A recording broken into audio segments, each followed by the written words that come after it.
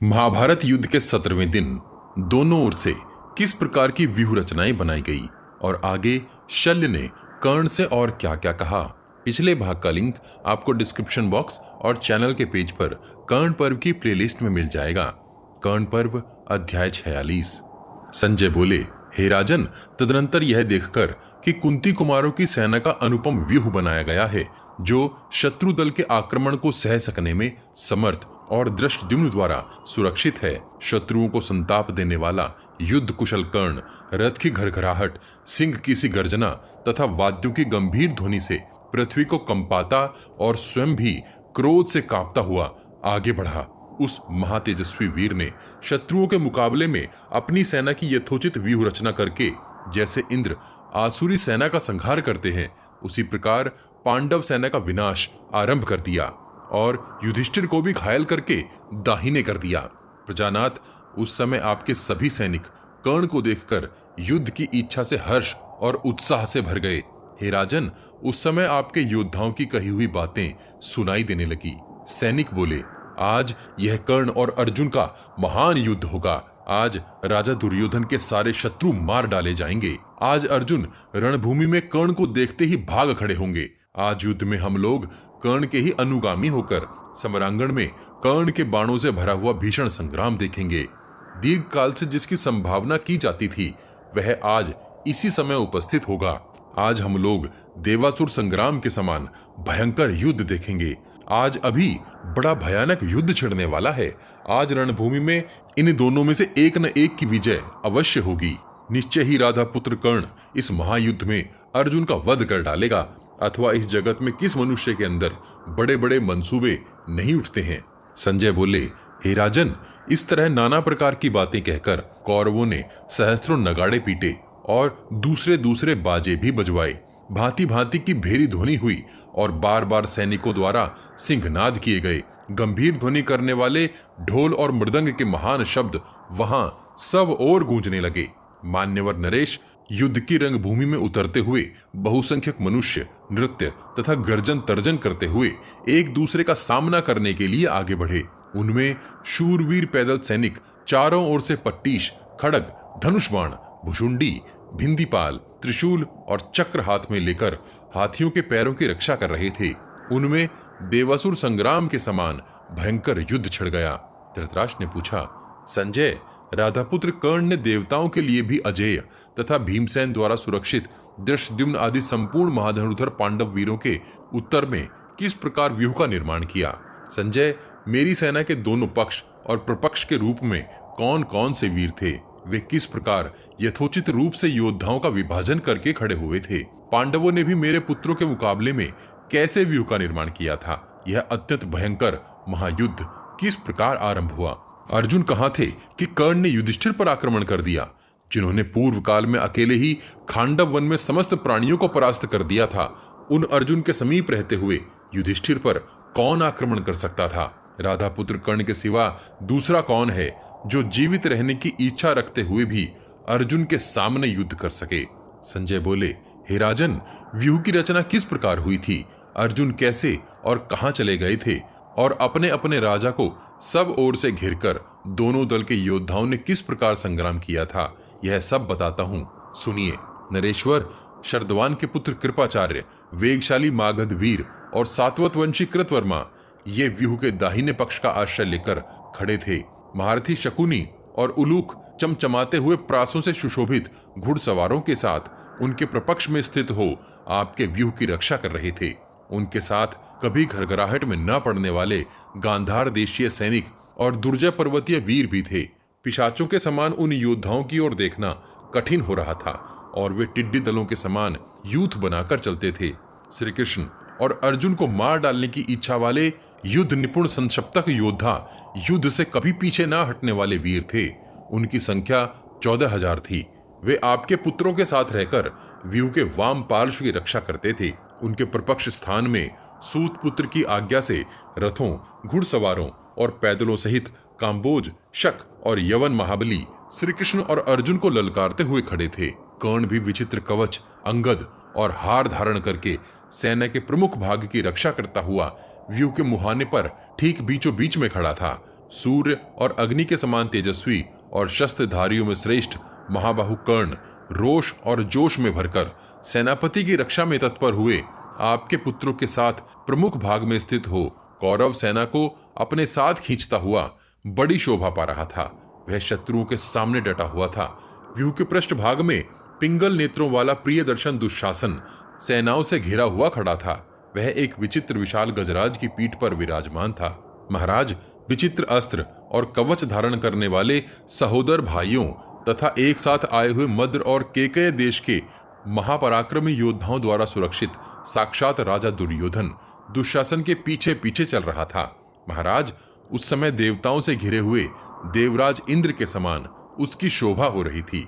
अश्वत्थामा कौरव पक्ष के प्रमुख महारथी वीर शौर्य संपन्न मलेच्छ सैनिकों से युक्त नित्य मत वाले हाथी वर्षा करने वाले मेघों के समान मद की धारा बहाते हुए उस रथ सेना के पीछे पीछे चल रहे थे।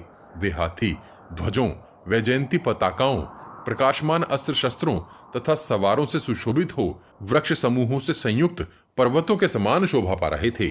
पट्टीश और खड़ग धारण किए तथा युद्ध से कभी पीछे न हटने वाले सहस्त्रों शूर सैनिक उन पैदलों तथा हाथियों के पाद रक्षक थे। अधिकाधिक सुसज्जित हाथियों रथों और घुड़सवारों से संपन्न वह व्यूहराज देवताओं और असुरों की सेना के समान सुशोभित हो रहा था। विद्वान सेनापति कर्ण के द्वारा बृहस्पति की बताई हुई रीति के अनुसार भली भांति रचा गया वह महान व्यूह शत्रुओं के मन में भय उत्पन्न करता हुआ नृत्य सा कर रहा था। उसके पक्ष और प्रपक्षों से युद्ध के इच्छुक पैदल घुड़सवार रथी और गजारोही योद्धा उसी प्रकार निकल पड़ते थे जैसे वर्षा काल में मेघ प्रकट होते हैं। तदनंतर सेना के मुहाने पर कर्ण को खड़ा देख राजा युधिष्ठिर ने शत्रुओं का संहार करने वाले अद्वितीय वीर धनंजय से इस प्रकार कहा। युधिष्ठिर ने कहा, अर्जुन रणभूमि में कर्ण द्वारा रचित उस महाव्यूह को देखो। पक्षों और प्रपक्षों से युक्त शत्रु की वह व्यूहबद्ध सेना कैसी प्रकाशित हो रही है। अतः इस विशाल शत्रु सेना की ओर देखकर तुम ऐसी नीति का निर्माण करो जिससे वह हमें परास्त न कर सके। राजा युधिष्ठिर के ऐसा कहने पर अर्जुन हाथ जोड़कर उनसे बोला। अर्जुन बोले, भारत आप जैसा कहते हैं वह सब वैसा ही है, इसमें थोड़ा सा भी अंतर नहीं है। युद्ध शास्त्र में इस व्यूह के विनाश के लिए जो उपाय बताया गया है उसी का संपादन करूंगा। प्रधान सेनापति का वध होने पर ही इसका विनाश हो सकता है, अतः मैं वही करूंगा। युधिष्ठिर बोले, अर्जुन तुम युद्ध में राधापुत्र कर्ण के साथ भिड़ जाओ। भीमसेन दुर्योधन से, नकुल वृषसेन से, सहदेव शकुनी से, शतानिक दुशासन से, सात्यकी कृतवर्मा से और दृष्टद्युम्न अश्वत्थामा से युद्ध करे तथा स्वयं मैं कृपाचार्य के साथ युद्ध करूंगा। द्रौपदी के पुत्र शिखंडी के साथ रहकर धृतराष्ट्र के शेष बचे हुए पुत्रों पर धावा करे। इसी प्रकार हमारे विभिन्न सैनिक हम लोगों के उन शत्रुओं का विनाश करें।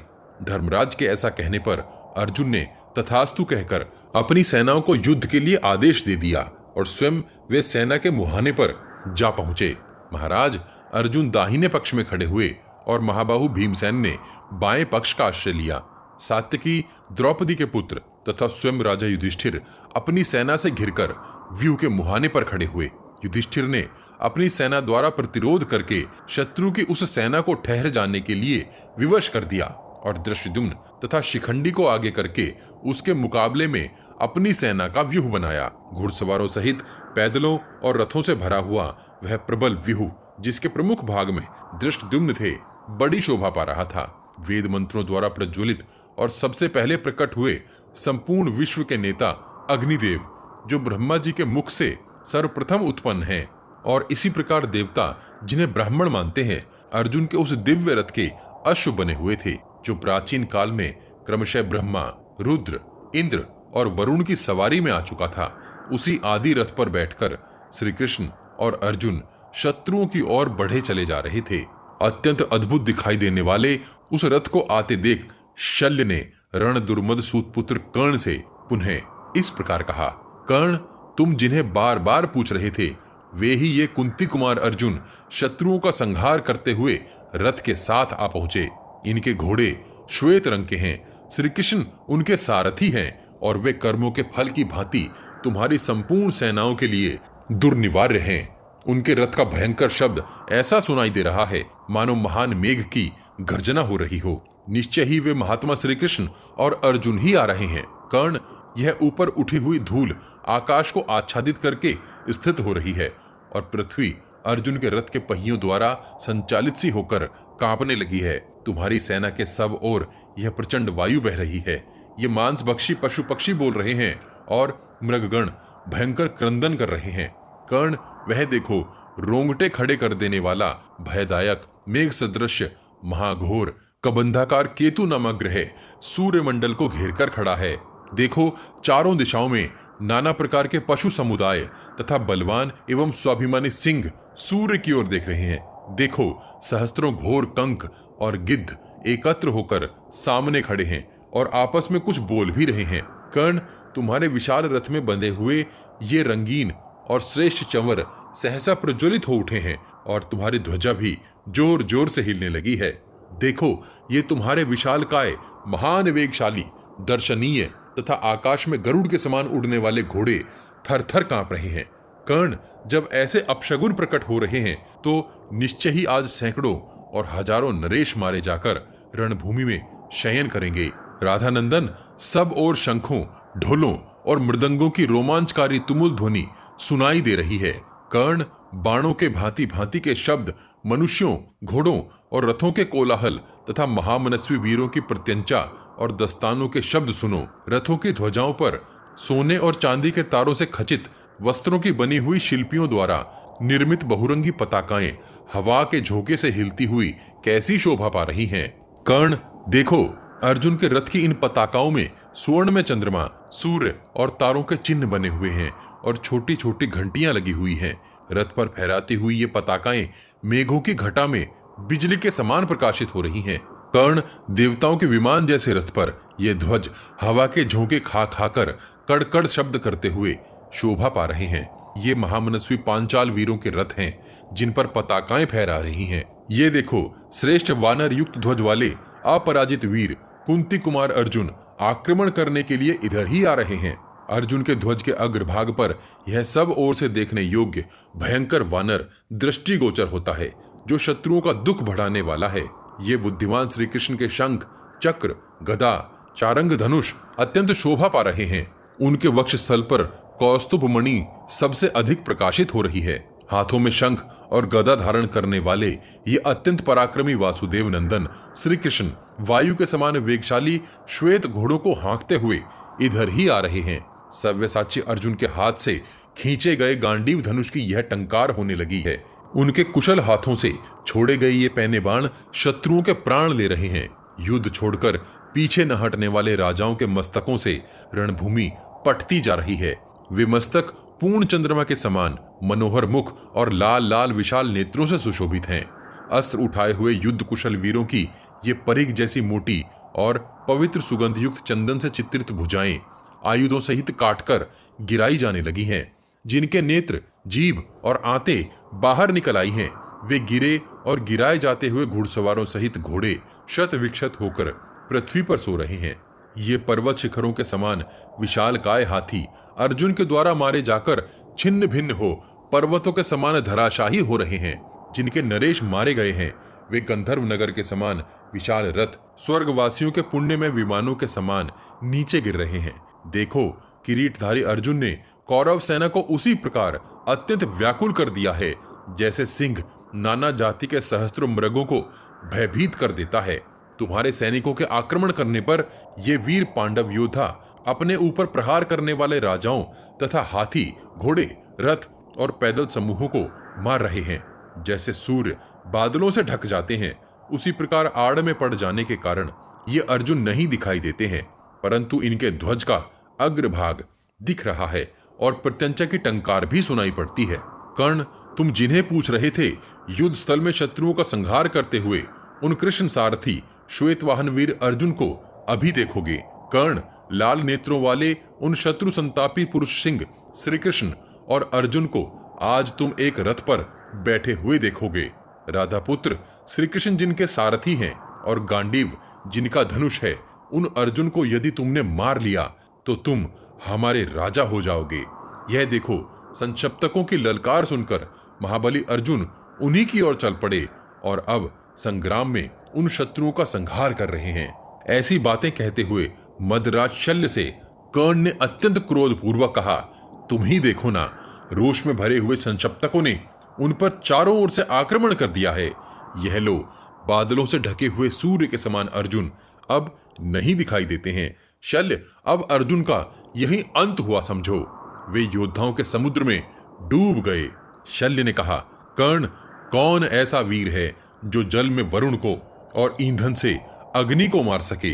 वायु को कौन कैद कर सकता है अथवा महासागर को कौन पी सकता है? मैं युद्ध में अर्जुन के स्वरूप को ऐसा ही समझता हूं। संग्राम भूमि में इंद्र सहित संपूर्ण देवताओं तथा असुरों के द्वारा भी अर्जुन नहीं जीते जा सकते। अथवा यदि तुम्हें इसी से संतोष होता है तो वाणी मात्र से अर्जुन के वध की चर्चा करके मन ही मन प्रसन्न हो लो, परंतु वास्तव में युद्ध के द्वारा कोई भी अर्जुन को जीत नहीं सकता। अतः अब तुम कोई और मंसूबा बांधो जो सम्रांगण में अर्जुन को जीत ले। वह मानो अपनी दोनों भुजाओं से पृथ्वी को उठा सकता है, कुपित होने पर इस सारी प्रजा को दग्ध कर सकता है तथा देवताओं को भी स्वर्ग से नीचे गिरा सकता है। लो, देख लो, अनायास ही महान कर्म करने वाले भयंकर वीर महाबाहु कुंती कुमार अर्जुन दूसरे मेरु पर्वत के समान अविचल भाव से खड़े हुए प्रकाशित हो रहे हैं। सदा क्रोध में भरे रहकर दीर्घ काल तक बैर को याद रखने वाले ये अमर्षशील पराक्रमी भीमसेन विजय की अभिलाषा लेकर युद्ध के लिए खड़े हैं। शत्रु नगरी पर विजय पाने वाले ये धर्मात्माओं में श्रेष्ठ धर्मराज युधिष्ठिर भी युद्ध भूमि में खड़े हैं। शत्रुओं के लिए इन्हें पराजित करना आसान नहीं है। ये अश्विनी कुमारों के समान सुंदर दोनों भाई पुरुष प्रवर नकुल और सहदेव भी युद्ध स्थल में खड़े हैं। इन्हें पराजित करना अत्यंत कठिन है। ये द्रौपदी के पांचों पुत्र 5 पर्वतों के समान अविचल भाव से युद्ध के लिए खड़े हैं। रणभूमि में सबके सब अर्जुन के समान पराक्रमी हैं। ये समृद्धशाली, सत्य विजयी तथा परम बलवान द्रुपद पुत्र दृष्टद्युम्न आदि वीर युद्ध के लिए डटे हुए हैं। वह सामने सातवत वंश के श्रेष्ठ वीर सात्यकी, जो शत्रुओं के लिए इंद्र के समान असह्य हैं, क्रोध भरे हुए यमराज के समान युद्ध की इच्छा लेकर सामने से हम लोगों की ओर आ रहे हैं। हे राजन, वे दोनों पुरुष सिंह शल्य और कर्ण इस प्रकार की बातें कर ही रहे थे कि कौरवों और पांडवों की दोनों सेनाएं गंगा और यमुना के समान एक दूसरे से वेग पूर्वक जा मिली। कर्ण पर्व का अध्याय 46 यहीं समाप्त होता है। अगले भाग में जानेंगे कि 17वें दिन का युद्ध अंततः किस प्रकार आरंभ हुआ। इस विशाल ग्रंथ महाभारत को शीघ्रता से समेटने के लिए हम ग्राफिक्स के साथ पॉडकास्ट का सहारा भी ले रहे हैं, ताकि आप तक कुछ जल्दी से महाभारत का सही रूप पहुंचाया जा सके। आपको हमारा प्रयास कैसा लग रहा है? कृपया कमेंट बॉक्स में कमेंट करके हमें जरूर बताइए। पिछले सभी भाग आपको हमारे चैनल के पेज पर और इस वीडियो के डिस्क्रिप्शन बॉक्स में भी मिल जाएंगे। हम हर सीरीज की एक प्लेलिस्ट भी बनाते हैं। उम्मीद है आप हमारी वीडियोस अपने उन दोस्तों को शेयर जरूर करते होंगे जो महाभारत का सही रूप समझना और जानना चाहते हैं। आपके हर शेयर से हमारा मनोबल बढ़ता है। अपने प्रियजनों तक यह ज्ञान पहुंचाने के लिए वॉच गॉड चैनल को सब्सक्राइब और शेयर करना मत भूलिए। सब्सक्राइब बटन के बगल में बनी छोटी सी घंटी भी बजा दीजिए। जय श्री कृष्ण। हर हर महादेव।